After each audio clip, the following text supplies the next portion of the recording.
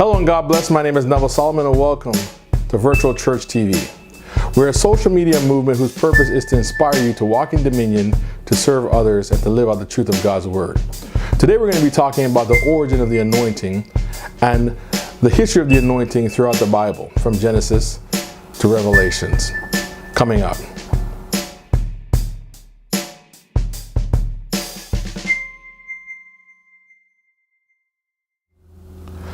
Welcome to another week of this particular series, the Anointing series. This is our third lesson. We're going to be talking about the origin of the anointing. As it relates to the anointing, most people, whenever they're teaching about the anointing, they begin with 1 Samuel chapter 16 and they talk about David. However, when you're studying the anointing, David is actually probably on the further end of the beginning of the anointing. A lot of people who want to kind of look back in history and have a deeper understanding of the anointing, they'll look at Aaron and they'll look at Aaron's sons when they were anointed through the leadership of God through the person of Moses. And there's a lot to be learned from David. There's a lot to be learned from Aaron. But the origin of the anointing actually is found in Genesis. The first mention of the word anointing is Genesis 31 verse 13, where God is speaking to Jacob. And he recalls an episode that happened earlier in the scriptures where Jacob was sleeping on a pillow that was a stone, and God began to open the heavens and show him by revelation that Israel was going to be blessed through him and through his seed. After seeing this revelation, Jacob got up, he took the stone he was laying on, he built a pillar, and he took out oil and he poured the oil on top of the pillar as a sign of just confirming what he saw in the supernatural in the natural. We've talked in previous videos that the anointing oil in and of itself is not the anointing. So the question is, why does God use anointing oil? I think one of the reasons why God uses anointing oil is because of this episode that took place with Jacob. When Jacob saw God work in the heavenlies, Jacob wanted to produce something that was similar, something that was a symbol in this world. We're human beings. We're a body, we're a soul, and a spirit. We're not all spiritual, so in terms of marking things in the natural, we use oil as a natural symbol or as a natural indicator or as a natural reminder of the thing that God is doing in our life. So in today's church, when a person is becoming a minister, oftentimes people will use oil and they'll pray for that person. And I believe that brings the spiritual movement that you cannot see into reality in terms of through a ceremony.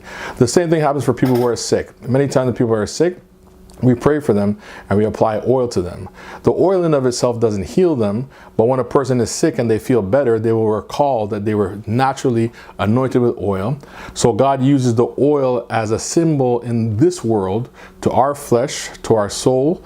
Ultimately, our spirit is where it's coming from, but he uses the oil as a natural symbol to all of us that he's moving in this world.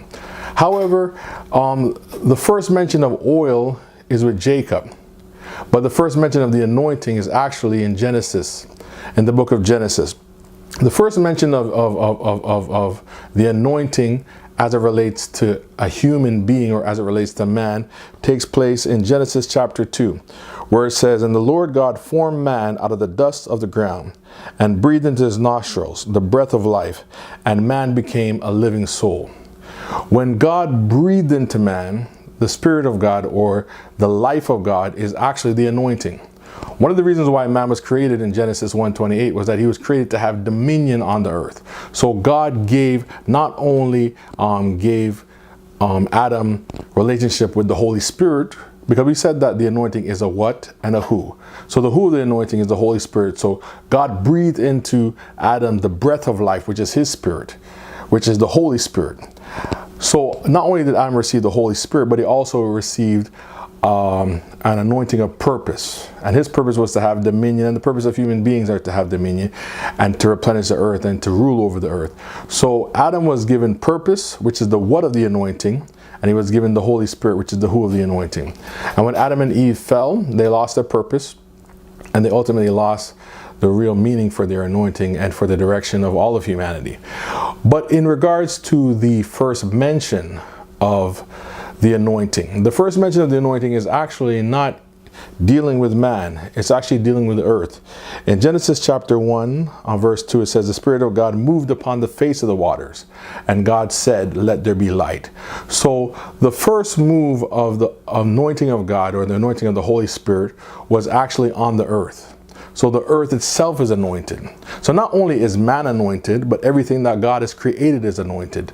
So if you want to understand the origin of the anointing, or the beginning of the anointing, you have to see that it happened when God said, even before God said, let there be light, because God was moving by the power of his anointing, which is a who, which is the Holy Spirit, and which is a what, which is purpose. As it relates to this teaching, I just wanted to fast forward and say that the ultimate expression of the anointing on earth was through Jesus Christ. The word Christ means anointed. So he is the anointing and the anointed one. And it is through Jesus Christ that the manifested presence of the anointing comes on the earth. And it's by Jesus Christ, his death, burial, and resurrection, that the church has been anointed by God. So the church that's anointed by God throughout all time, that's to be doing the purpose of God until the ending time, which is the judgment time, has been anointed by God. So the enemy or all the negative things that are happening in the earth are actually trying to thwart the purpose of God and trying to separate human beings from the who of God, or the who of the anointing, who is the Holy Spirit. So my encouragement to you is that to hold on to your purpose. First and foremost, to hold on to God and to hold on to his anointing and to his Spirit in your life. But second of all, to hold on to the general purpose of God, which is to spread the gospel and to share love with others. And the specific purpose of God, which is to allow God to use you the way that you were made. So we've come to the end of our video, and I want to thank you for another session, for just sitting down with us and learning, and to just be able to, review the origin and the history of the anointing. I'm praying and believing that this video will be a blessing to you, and I ask you to just like, comment, subscribe to our page. Also, we've had a lot of people from different areas viewing into our broadcast, so I'm just asking, if you have the time, if you can just write down who you are and write down where you're calling, or where you're writing from. We've had people from Kenya, we've had people from the United States, several people from Canada, and I would like to know where you're watching us from. But anyways, be blessed, and I hope that this anointing series has been a blessing to you. Thank you. Bye-bye.